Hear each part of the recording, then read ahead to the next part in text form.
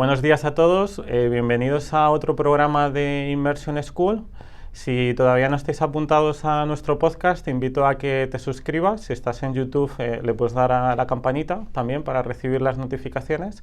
Y si estás en Spotify o en iTunes, pues simplemente busca Immersion School. Hoy tengo el placer de entrevistar a Alberto Yepez. Es un gran conocido aquí en el mundo de Silicon Valley, sobre todo porque ha invertido en diferentes empresas de seguridad y algunas han tenido un éxito brutal, ¿no? Su empresa es Forcepoint Capital, aunque antes era Trident Capital, ¿cierto? Claro. Y nos va a contar hoy un poco cómo es el mundo y cómo funciona un Venture Capital, o en España le llamamos capital riesgo. Que no sé si es porque hay mucho riesgo. Claro. Entonces, cuéntanos, Alberto, ¿cómo llegaste al mundo de Venture Capital? Mira, como muchos latinos o emprendedores, yo nací en Perú y vine a estudiar acá a Estados Unidos y tuve la suerte de, después de haber graduado de una universidad jesuita acá en San Francisco. El primer trabajo que obtuve fue la compañía Apple. Bueno. Y trabajé en Apple por 10 años y fue una experiencia única y bastante emocionante porque aprendí mucho, tuve muchas responsabilidades y me preparó para el resto de mi vida, ¿no? O sea, uno a veces estudia ingeniería, no sabe dónde va a entrar, a pesar de que uno tiene un master plan. Yo nunca pensé estar en Venture Capital. Como ingeniero quería trabajar en proyectos de innovación y bueno, la primera... estando en Apple aprendí muchísimo, trabajé no solo en lo que es ingeniería, en lo que es product management, product marketing, trabajé mucho en lo que es business development a nivel internacional. Y después de 10 años me mandaron inclusive a hacer mi executive MBA a Kellogg y me estaban preparando para ser un ejecutivo del grupo, pero después de 10 años ya la empresa había parado de crecer muy rápidamente. Y en ese momento fue una decisión clave que tomé en mi vida, que era o quedarme en Apple o salir a probar mi suerte como emprendedor. Tener riesgo, tomar un riesgo calculado para ver si vivía en el medio de Silicon Valley y por qué no podría. Veía muchos emprendedores saliendo y teniendo mucho éxito. Esto es alrededor del año 1995 y dije, bueno, saldré. Y ahí, como mucho emprendedor, empecé como consultoría. Y trabajé por un par de años con algunos amigos, mi esposa también, y después de 2 años de haber en esa época el inicio del internet, del web, comenzamos a trabajar con empresas bastante sofisticadas que están tratando usando el web para negocios, gente como Cisco, Bay Networks, como Schwab, como Oracle. Aprendimos mucho y estamos desarrollando infraestructura para manejo de accesos y bueno, después decidimos levantar capital riesgo. No sabía absolutamente nada de lo que era Venture Capital y por supuesto hablamos con muchos VCs acá en Sand Hill Road y al final terminamos cerrando nuestra primera ronda de $4,5 millones en el año 1997.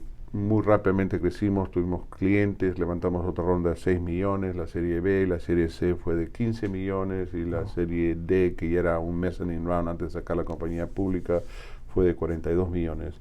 Y en el año 2000, antes de que todo cambie, casi sacamos la empresa pública y nos la compró una empresa de seguridad que se llama Entrust.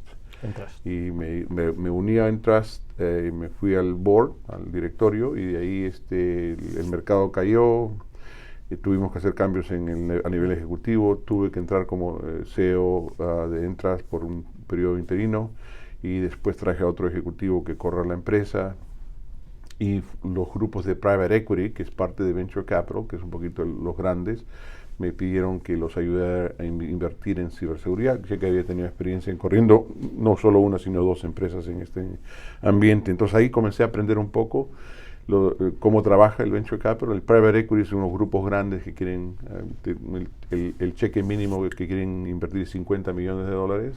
Solo 50, ¿no? 50, solo 50, claro, eso es lo bajo, puede ser mucho más. Y tratamos de consolidar la industria, casi compramos la empresa de RCA, combinarlas con otras, pero ahí pasó lo que es el September 11, lo que pasó, y realmente no se pudo hacer ni la transacción porque no pudimos alinear el interés financiero de los otros que querían invertir y lo que las otras empresas querían. Ese grupo fue Warburg Pincus, que es en Nueva York, y después me reclutaron el grupo de Bain Capital de Boston para correr una empresa que ellos habían comprado y una empresa que se llamaba Thor Technologies, y al final me convertí de CEO, busqué a un inversionista de Silicon Valley que fue Trident Capital. Esa es la conexión que tengo con Trident, y ellos lideraron una segunda ronda de inversión en la empresa que Bain Capital había liderado la primera, y después de 2 años la compró Oracle. O sea que realmente es la tercera empresa que corro, que estaba de ejecutivo de CEO, y bueno, en Oracle nos las compró en el año 2005, y yo me quedé en Oracle como ejecutivo por 2 años y medio a crear toda una nueva empresa. ¿Qué empresa, disculpa, compraron? Thor Technologies, que era el manejo de identidades y todo lo que es fraude y todo lo que es eso, y crearon una unidad completamente nueva para Oracle, y mi condición para ayudarlos a ellos es entrar a un mercado completamente nuevo. No quise correrla, me pusimos a un muchacho de Oracle que yo lo mentoreé, lo ayudé, pero yo los ayudé a desarrollar el mercado a nivel global. Entonces, trabajé mucho en Europa, en Japón, en Latinoamérica, para crear los canales, los clientes referenciales, etcétera, etcétera. Y fue una experiencia muy, muy buena. Y en el 2008 es cuando nuevamente regreso a Venture Capital para ver cómo trabaja, y el socio que invirtió en la última empresa que corrí, de Trident Capital, me invitó para que venga a hacer un Entrepreneur in Residence EIR en Venture Partner. Son términos específicos para Venture Capital. Entrepreneur in Residence es un emprendedor en residencia que, bueno, como has tenido experiencia de levantar dinero y todo lo demás, para que les ayudes a invertir en el portafolio que ellos tenían en ciberseguridad. Ellos invirtieron en empresas como Qualys y cosas grandes que les fue muy bien, pero querían que yo use mi experiencia operativa para ayudarlos a invertir, y también ponerme de ejecutivo o a nivel de directorio en sus empresas para poder ayudarlas. Eso fue en el 2008. En el 2010 ellos levantaron un fondo. Yo era como un consultor, no era como un empleado, pero en el 2010 me invitaron a ser un empleado y ser socio del grupo de Trident Capital para poder empezar a hacer mis inversiones de Venture Capital. Fue una gran oportunidad. Nunca pensé que iba a entrar en este mercado, pero ya comencé a entender un poquito cómo trabaja la magia. Y bueno, ellos levantaron un fondo de 362 millones, y a mí me pidieron que liderara inversiones en lo que era seguridad. Y tuve mucha suerte, como beginner's luck, que le dicen. Invertí en 4 empresas, una de ellas una empresa española, que fue Alien Bolt, que la encontramos en Madrid con Julio Casal y un grupo increíble, y fue una experiencia muy, muy interesante. 4 empresas que invertí, 3 ya salieron compradas o salieron del mercado muy bien. Tenemos una 4ª que todavía está activa hoy en día, y Alien Bolt, como te has enterado, fue comprada por AT&T por un valor bastante alto, y fue un éxito muy bueno. Ahora, eso como yo llego a Venture Capital, no llego indirectamente. Ahora, al final de la inversión del periodo de inversión de ese fondo, que es realmente 5 años en cada Venture Capital, salimos de Trident y creamos ForgePoint Capital, porque la idea era, Trident era un grupo de inversiones que invertía no solo en ciberseguridad, también invertía en AdTech, en CleanTech, en Healthcare IT, o sea, todo, era un generalista. Claro, enfocado en ciertos sectores, tenía mucho éxito en ciertos como seguridad. Entonces, en vez de estar en un grupo de personas tratando de hablar en la mañana de Venture Cap, de seguridad, en la tarde de Healthcare, y en la noche hablar un poco de AdTech, dijimos, vamos a enfocarnos solo en ciberseguridad, y tomamos un riesgo bastante porque, claro, tenía cierto nivel de éxito en inversiones, pero la idea es que Venture Capital, como una disciplina, se está especializando. Es como si jugaras fútbol o jugaras deporte, es become a specialized sport. O sea, entre más te enfocas en un sector, la idea es que puedes tener más éxito, conoces a los emprendedores, conoces a los compradores de las empresas, conoces a los que compran los productos que hacen las empresas. Entonces, nuestra idea fue crear uno de los primeros, si no el primer fondo enfocado exclusivamente en ciberseguridad. Y bueno, eso fue en el 2015. Eso es como llego. Ahora yo sé que estás interesado en otros aspectos de cómo levantamos el fondo, ¿no?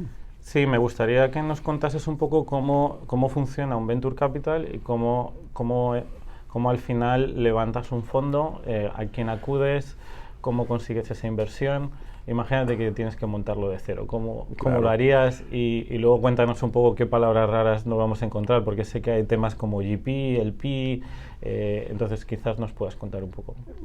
Mira, para mí eso fue un gran aprendimiento porque no sabía absolutamente nada. Primero, levanté capital como emprendedor, trabajé en grupo de private equity, trabajé con venture capital, pero ahora me encontraba en el 2015 solo con un socio que íbamos a crear este nuevo y como todo negocio, venture capital es un negocio sencillo, simple, en el cual alguien te da dinero, te da plata, y tú tienes que retornar un múltiplo de estos. Entonces, la primera pregunta que tú haces en cualquier negocio, ¿quién es el cliente? El cliente son los inversionistas en el fondo. Los inversionistas en el fondo se llaman Limited Partners, LPs. Y ellos tienen opciones de poner a cualquier diferente grupo de venture capital, pero ellos si ven tu track record o tu experiencia y lo que has hecho, entonces te dan cierto nivel de dinero y hay un periodo de 10 años en el cual un fondo se demora. Los primeros 5 años son años de inversión y los 5 años siguientes son de cosecha para que las empresas agarran liquidez. O sea, piensa que un Venture Capital Group cuando levanta un fondo lo hace con una mira de mínimo unos 10 años. Ahora, el Limited Partner, que es el cliente, le da la plata al General Partner, que es el VC, es el grupo que invierte el dinero. Entonces, es muy interesante porque cómo lanzas un fondo es la especialidad, tu track record y ver a quién vas a pedir dinero, ¿no? Entonces, típicamente la gente que invierte en Venture Capital son fondos de pensiones, que pueden ser públicos o privados. Imagínate en Madrid fondo de Andalucía o de pensiones o el fondo de Banco Santander de pensión de esto. Son fondos de pensiones o públicos o privados. El siguiente grupo que invierte en esto también son grupos de corporativos que quieren hacerlo a nivel estratégico, la gente que se llama el Family Office, que son gente de dinero que quiere invertir y diversificar el portafolio de ellos. Las universidades tienen lo que son los endowments, que es parte de la inversión, las donaciones que han dado para poder crear becas, crear programas, y al final tienes lo que son las fundaciones, ¿no? Gates Foundation, porque ellos quieren generar que el capital trabaje para que poder hacer más inversiones en las áreas que ellos están enfocados. Entonces, generalmente uno va y tiene que de buscar a gente que esté interesada, número uno, en el sector que estás enfocado, número dos, demostrar que tienes el track record de poder invertir capital institucional, porque mucha gente hace inversiones como angel investments y ellos no dicen, no, bueno, invertir 1 millón es diferente de invertir 50, 100 millones, y entonces yo quiero tener gente que tenga no solo la habilidad de buscar inversiones de que puedan retornar cierto múltiplo de mi inversión, pero más que todo también lo que es las operaciones que son la auditoría, lo que es compliance y todo eso. No solo ven tu track record y tu habilidad y esto también ven cuáles son el back office que tienes para poder dar que es una cosa muy formal, que los fondos no están mal utilizados, que hay un presupuesto anual y se hacen reportes y tenemos, como cualquier otra empresa, tenemos un board que es el Limited Partner Advisory Committee, es called LPAC, LP Advisory Committee, que es el board. Mínimo se reúne una vez al año, ¿no? El nuestro se reúne 2 veces al año y revisamos todo el portafolio, la estrategia de inversión, etcétera. Y generalmente está compuesto de los inversores más largos que tenemos. En el primer fondo, que en el 2015 nos fuimos a levantar dinero y levantamos en agosto del 2015 solo 65 millones. Pero también ellos dicen, ok, te voy a dar plata, pero ¿tú estás poniendo dinero o no? O sea, como GP, el que va a invertir, generalmente piden el 2% de lo que ellos van a invertir que sea invertido por los socios del grupo. O sea, tú con tu socio al final decidís invertir también ese Tenemos que porcentaje, invertir. 1 o 2%. No, tiene que ser 2%. Hay gente que dice lo puede ser 1%. Que ellos, si tú hubieses invertido, tiene que realmente ayudar, enfocar y que ellos estén alineados contigo, ¿no? Entonces, en el primer fondo nosotros pusimos bastante, más del 2%, pusimos como 3-4%, porque como era un reenfoque, era un grupo nuevo y querían ver que estábamos bien alineados, mi socio y yo pusimos como $12 millones en el fondo, pero terminamos levantando un fondo de 300 millones. Wow. El primer fondo nuestro fue de 300 millones, ya terminamos el periodo de inversión, como te digo, los primeros 5 años, 2015, 2020, ya terminamos realmente de invertir en empresas en 2019, o sea que ya, y ahora estamos en la etapa de cosecha. ¿Ya estáis buscando ahora el siguiente para los otros 5 años? No, ya levantamos el siguiente fondo. Ya, o sea que vale. te cuento. Entonces, el primero le hemos dado 300 millones de dólares. Hemos invertido en 17 empresas. 3 de ellas ya salieron, las compraron, obtuvieron liquidez. Tenemos 14 empresas activas. Entonces, a principios de este año, ya viendo con la mira de que estamos en un buen paso de inversiones, dijimos, vamos a levantar el fondo 2. Entonces, la gente que fuimos a hablar primero fue a nuestros inversionistas del fondo 1. Claro, si has hecho lo que estás haciendo, lo que le dijiste que ibas a hacer y el track record está bueno, los retornos de dinero y todo lo demás, entonces ellos por supuesto dijeron, queremos invertir nuevamente en ustedes, dicen double down on you, y muchos de ellos aumentaron el nivel de inversión de lo que inicialmente habían puesto. Por ejemplo, ponían 30 millones, quiero poner Son 50 millones. Los inversores iniciales. Claro, los lo mismo. LP. O sea, el 90% de las inversiones en el fondo 2 son del fondo 1. Sobre todo si es que si has sido consistente en la estrategia y lo que hiciste que ibas a hacer. ¿Te da tiempo a ver un retorno en esos 5 años? ¿O normalmente se mira muy a largo plazo, tipo 10 años? Hicimos ya retornos, ya hemos retornado de los inicialmente 300 millones, hemos retornado como 50 millones ya, muy rápidamente, pero realmente el fondo va a demorar para realizar los múltiples de retorno entre 8 a 10 años, ¿no? Entonces, ¿cuánto es un buen múltiplo o qué múltiplos esperáis? Mira, si tú quieres levantar un fondo y estar en este negocio, tú tienes que retornar un mínimo de 2X, a este nivel. Imagínate, si es 300 millones, tú tienes que generar ventas de 600 millones. Si es 3X, que realmente es donde nosotros queremos dar mucho más de lo que es el promedio. Nosotros queremos ser un Premier Venture Capital, o sea, un 3X significa que las empresas que invertimos en 300 millones tenemos que generar casi $1 billón de retorno. O sea que no es fácil. No es fácil. O sea, cada empresa tiene que ser comprada por 3, 4, 5, 6, 7 veces de inversión, y también considerar que algunas empresas no van a realizar. ¿Siempre tiene que haber un exit o hay otras fórmulas? No, siempre. Esa es una de las cosas que yo no entendía como emprendedor. Cuando uno va a hacer un pitch al VC, el VC está pensando en simplemente, ok, voy a invertir en esta empresa 5 millones, ¿cuándo me va a retornar 15 o 20? Y está en el periodo de inversión, en el periodo de cosecha, y nosotros siempre invertimos con liquidez en mente. We always invest with the exit in mind.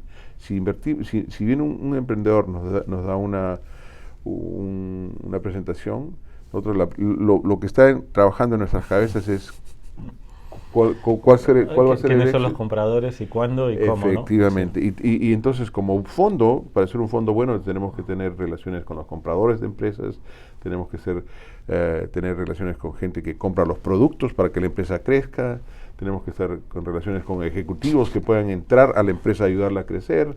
O sea, crear un ecosistema que no solo nosotros estamos dando de dinero, sino que te presentamos ejecutivos, board members, clientes, partners, y al final la gente que te va a comprar. Entonces, eso es muy importante para poder generar retornos. ¿Qué tipo de startup o empresa estáis buscando? ¿Qué requerimientos, por ejemplo, tú te fijas? ¿El equipo, la atracción, lo que hemos hablado del éxito, la oportunidad que puede haber porque puede ser un producto muy innovador? ¿Qué factores tú crees que son importantes? Nosotros tenemos un criterio bien específico cómo invertir en las empresas. Antes de entrar a eso, el fondo número 2 es de 450 millones de dólares. Wow. O sea, hemos levantado de 300 a 450 y ya hemos hecho la primera inversión en ese fondo. ¿Ya? Entonces ya te digo una perspectiva, y nuestra perspectiva es generar 2-3 veces el retorno, o sea que tenemos que generar liquidez de 1 billón o 1,5 billones para retornar 3 veces el capital que la gente que nos invirtió. Para cerrar la última pregunta que me hiciste. Ahora, ¿cómo hacemos inversiones? Es muy interesante porque hay diferentes formas. Muchos VCs esperan que un emprendedor venga con una idea, te la presenta, la analizas, ves los 5 aspectos que vemos y decidimos invertir. Nosotros somos un poquito diferentes. Nosotros vemos al mercado, vemos las tendencias de tecnología y buscamos lo que son temas de inversión. Y los temas de inversión son los espacios blancos o el white space, que no existen tecnologías hoy día comerciales que estén resolviendo el problema.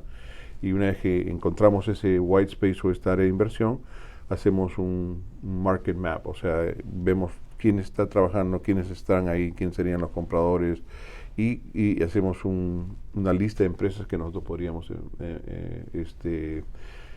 invertir. Hacemos un mapping de todas estas empresas a nivel global. Hay como en ciberseguridad hay más de 2.500 empresas, casi 3.000. En Israel solo son como 500 empresas de ciberseguridad. Entonces siempre enfocados con un tema y para empezar. ¿Y cómo evaluamos a una empresa? Número 1, vemos el mercado, cuán grande es el mercado y cuál es la oportunidad de entrar. El addressable, mucha gente habla de TAM, sí, el Total Addressable Market, pero realmente, ¿qué es parte del problema que estás resolviendo tú? El segundo es la tecnología o la intellectual property, o sea, la propiedad intelectual que sea única y bien difícil de replicar por un competidor, ¿no? O sea, si viene una empresa grande y puede poner más gente y ganarte en desarrollar ese intellectual property, no, es muy difícil de defender. Entonces a veces uno no invertimos porque no vemos que hay mucha diferenciación o algo difícil de replicar. Número 3 es la estrategia de entrada a mercado, el go-to-market strategy. O sea, no solo buscamos empresas que puedan vender una a una. Nosotros estamos en B2B, no estamos en B2C, o sea, es una diferenciación. O sea, nosotros generalmente creamos empresas que enterprise, que básicamente venden a otras empresas para poder asegurar su información o la información de sus clientes. Pero entonces vemos el go-to-market strategy, que básicamente ayuda no solo a poder vender los primeros clientes tú mismo, con control, pero desarrollar partnerships con empresas de servicio, empresas que te pueden hacer un co-marketing, un co-selling, un reselling, un OEM, o sea, que te dé una velocidad para poder levantar la empresa mucho más rápido. No solo eso. O sea, el go-to-market strategy es muy importante porque no solo habla de qué productos, cuál es el portafolio que vas a tener, cuánto lo vas a cobrar por eso, quiénes son los compradores y quiénes son los partners que te van a poder acelerar la adopción del producto. Entonces, generalmente hacemos una sesión de estrategia y decimos en el tiempo que va a ser la empresa, quiénes son las empresas que te van a dar la mayor adopción de tu solución. Eso es muy estratégico para nosotros. Si tenemos cierta certidumbre de que realmente esa empresa va a lanzarse fuerte, es donde podemos lanzar. El cuarto aspecto, que realmente muchas empresas es el número 1, es el equipo, el team, ¿no?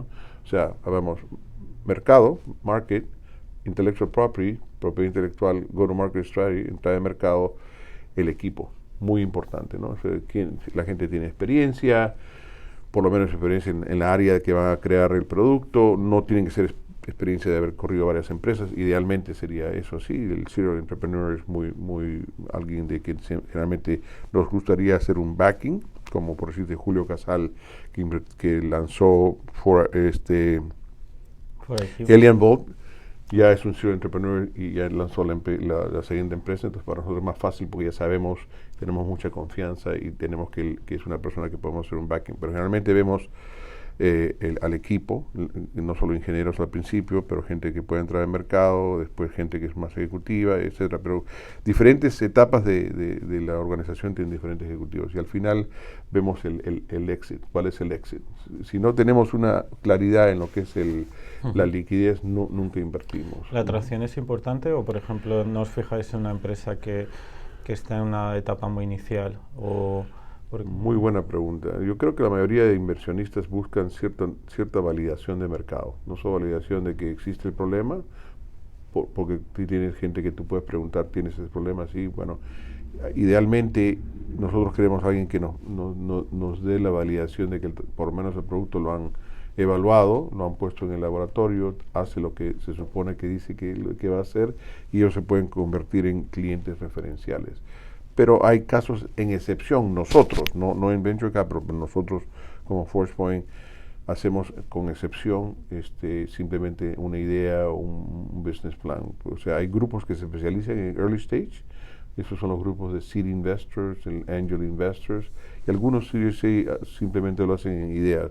Nosotros tenemos un poquito más conservativos porque queremos trabajar no solo 1 millón, 2 millones. En una serie A te ponemos 5, 6, 10. No, pero es normal porque si tenéis un fondo de 300 millones y queréis hacer 1 billón y queréis multiplicar por 3, claro, hay veces que es mejor invertir en una fase más avanzada de series A o B o C, que sean 10, 20 o 30 millones porque la empresa está más consolidada y va a hacer un 2x o 3x. Efectivamente. Entonces quizás es más interesante para asegurar más, ¿no? Porque invertir en muchas pequeñas o invertir en pocas que ya están más establecidas o más grandes. Si tuviese muy buena reflexión, porque imagínate, si en el fondo 1, un fondo de 300 millones, hubiésemos decidido que vamos a poner 5 millones por empresa, hubiésemos invertido en 60 empresas. Eso no trabaja, ¿no?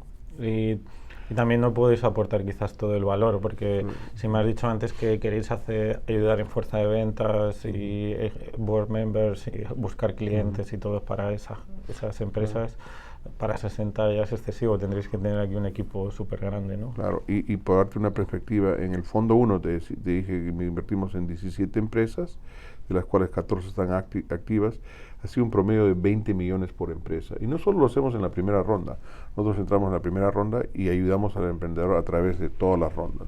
Porque eso también es importante como emprendedor. Yo sé que tú has sido un emprendedor, a veces tus inversionistas te invierten en el primer fondo, pero no pueden hacer en la siguiente ronda, entonces estás ahí a la deriva, porque si alguien no quiere invertir o quiere forzarte unos términos que no quieres, entonces no puedes defenderte. Entonces nosotros entramos de a fondo y ayudamos al emprendedor a levantar las siguientes rondas, idealmente lideradas por otros inversionistas, pero tienen la garantía de que nosotros estamos ahí no solo poniendo los primeros 5 o 10 millones en la primera ronda, pero tenemos una reserva de 20, 30 millones detrás de la empresa para sacarla adelante. Ese es un modelo de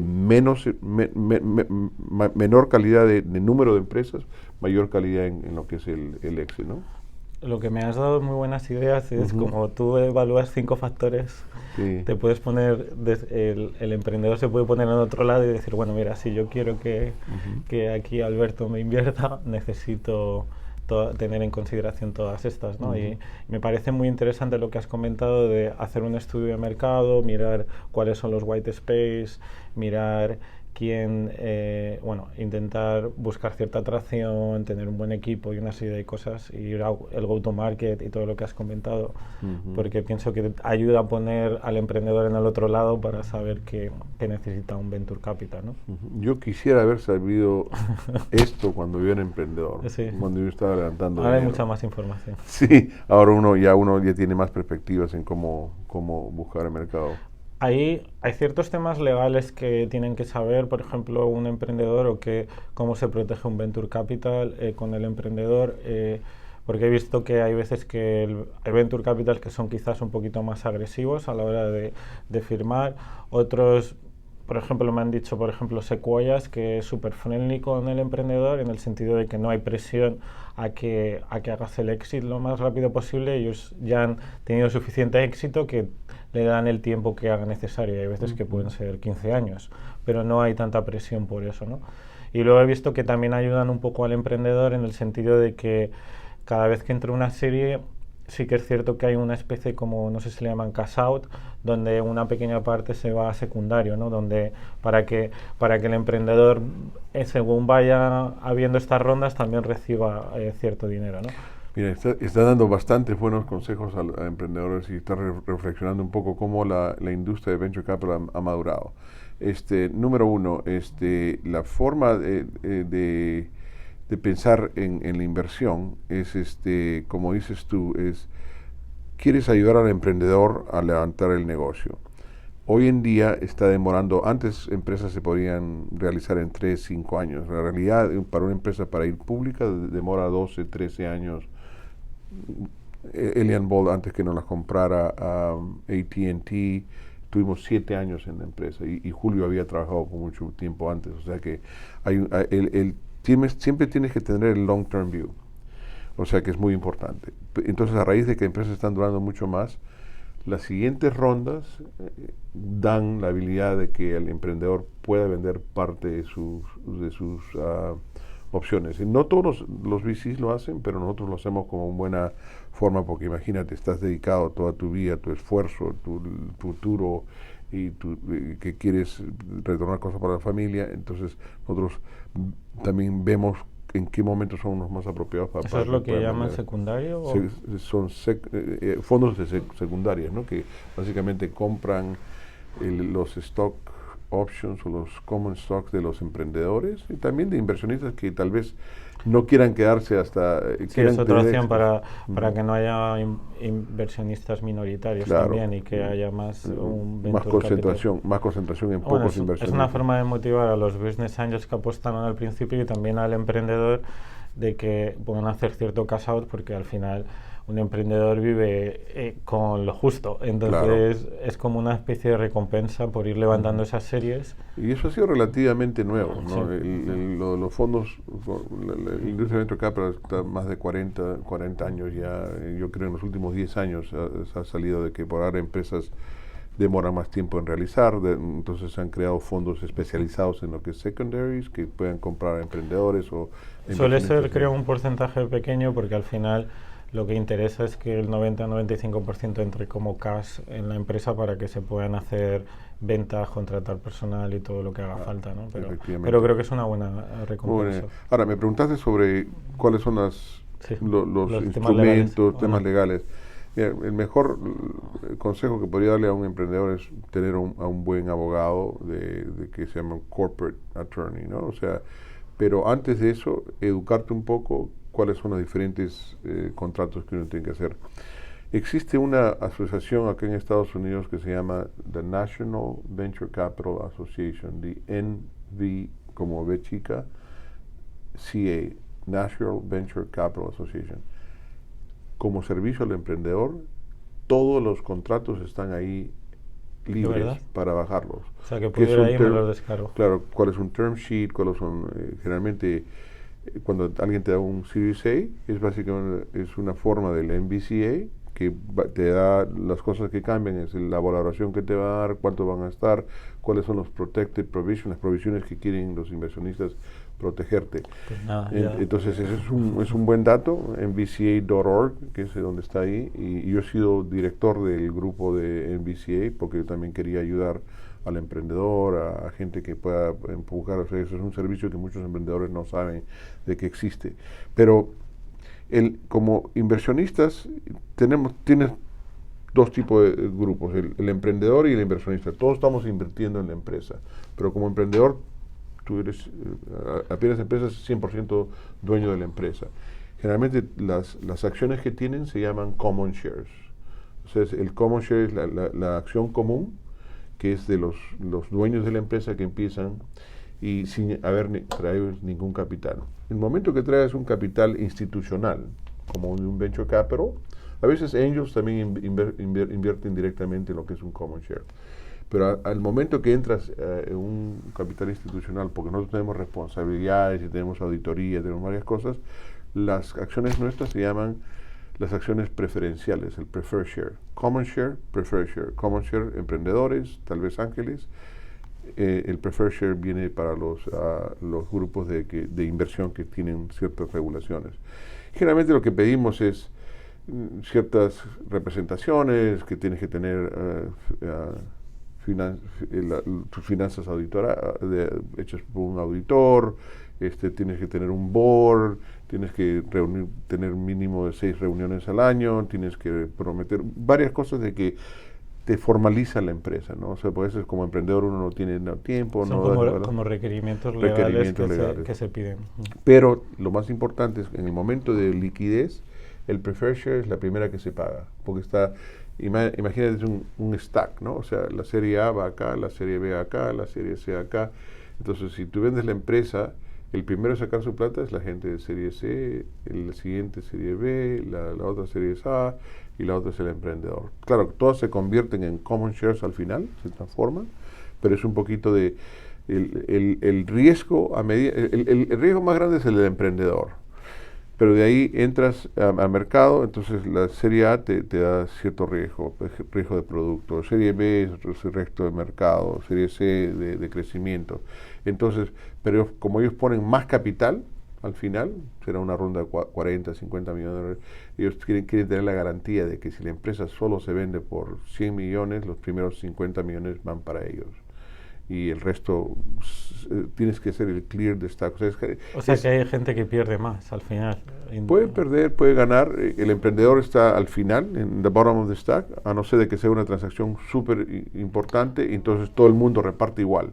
O sea, si por ejemplo vendes una empresa que ha levantado, por decirte, 100 millones de dólares y la empresa se vende por 700 millones. O sea, todo el mundo se convierte en common shares y cada cual tiene su nivel de preferencia, pero tú compraste tu acción como emprendedor a un centavo.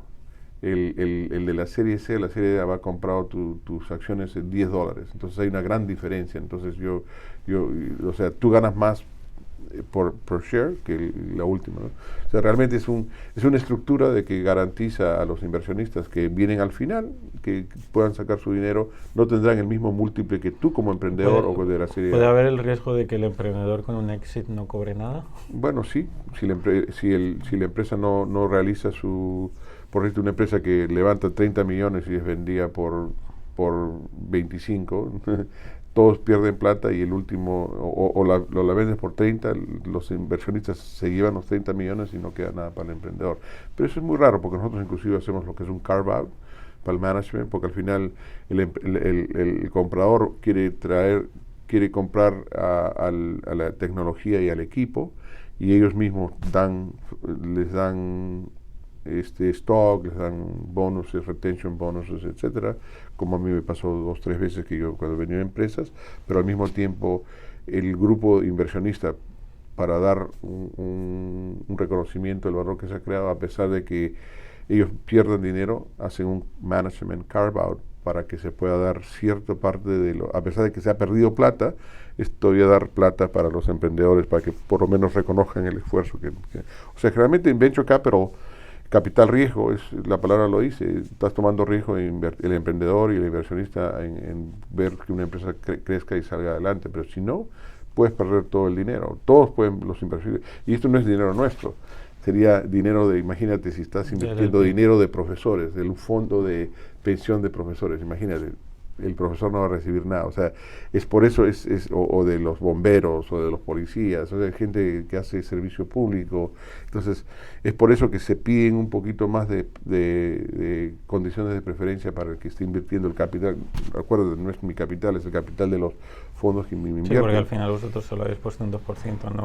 Pero la mayoría viene del LP. Correcto, entonces ya los términos nuevos es el LP, que es el que invierte en el fondo, el GP, que es el que maneja el fondo, hablas lo que es el PAC, que es el Limited Partner Advisory Committee, que es el board, tienes lo que son los term sheets, que son los contratos de cómo invertir, tienes lo que es la serie A, serie B, serie C, hay otros términos que tú puedes hablar que son los carve-outs, que es te voy a preguntar una cosilla antes de acabar, que es el tema de board members. Un board member normalmente también recibe una prestación económica, ¿no? Como un salario, o cómo funciona, por ejemplo, o entra a los venture capital como board members. Y esas personas, muy buena pregunta. Porque al final yo he visto mucha gente aquí en Silicon Valley que por ejemplo, es directivo en Adobe o en otra compañía, pero también es board member en otras empresas y entiendo que hay una retribución, ¿no? De alguna manera. Claro, como board member tiene la responsabilidad de ayudar a hacer el correr la empresa al nivel de estrategia y ayudar a la empresa a crecer. El emprendedor, por ser emprendedor, tiene su sitio en el board, en el directorio, porque es tu empresa al principio. Claro. Entonces, hay un grupo que representa el common shares, las shares common, el CEO, que puede ser el emprendedor o lo hayas traído, representa eso. Cada venture capital pide un sitio en el board para tener la visibilidad de lo que está pasando en la empresa. Esos boards no son pagados. Nosotros compramos el sitio en el board. ¿Pero por qué? Porque tenemos que tener la responsabilidad de los fondos que nos están invirtiendo, que la empresa está siendo corrida en una buena forma limpia. Ahora, los independientes, el independent board member, que es un ejecutivo, que puede ser un CEO de otra empresa, un financiero de otra empresa, o alguien que tú invitas al board, ellos sí se le da dinero. Entonces, generalmente empresas privadas, que estamos hablando de venture capital y sin haber sido liquidez, ellos reciben muy poco reciben cash. Todos reciben acciones, les dan stock options como a un empleado. Entonces, al final, cuando sale la empresa, ellos reciben la retribución porque la empresa se vende. Sí. Es como un inversor, pero pone su tiempo en concepto de consultoría, ¿no? Y en vez de darte cash, te dan stock options. En casos muy raros, la empresa privada te puede pagar por reunión y también te da por stock options también. Ahora, empresas públicas, ahí claro, un board member puede recibir 60,000, 100,000 dólares por board, no por meeting, pero por board. O sea, gente que está especializada en sentarse en directorios de empresas públicas pueden tener máximo 4 empresas, porque imagínate. Tú dices ya una empresa que ha hecho un IPO, ¿no? Ha hecho un IPO, entonces pueden ganar como 400 millones en cash, o sea, 400,000 dólares, 100,000 por cada una.